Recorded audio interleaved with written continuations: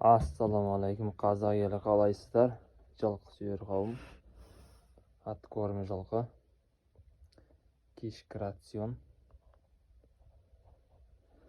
Кешкісін жылқыларға мына екеуіне мынандай ыдыспен мынандай российский грануланы 3 ыдыс беремін. Мынамен примерно 5 келі шығады.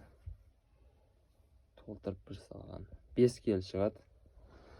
Потом ар жақта үшеуіне осы неде грануладан бір ыдыс. Потом мында сечка бар. Осыдан 2. Потом мынандай кебектен 2 ыдыс саламын. Таңертең кешкісін. Обедте бір рет шөп салынады.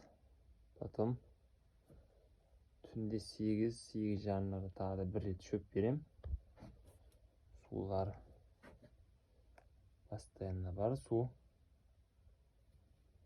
Құдай қаласа 25 күн бір айдай осындай рацион бола тұрады.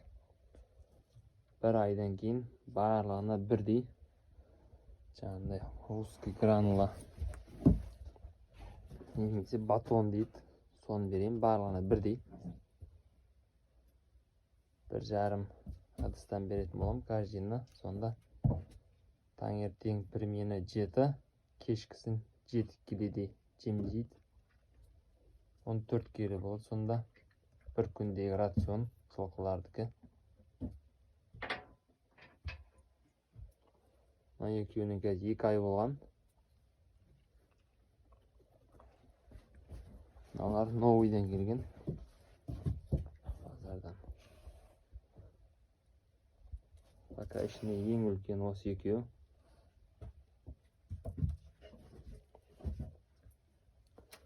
Құдай қаласа мына екеу ораза біткен соң сойылатын болады. Примерно весін жазып кетіңіздер. Комментарийға каналды қолдап кетіңіздер.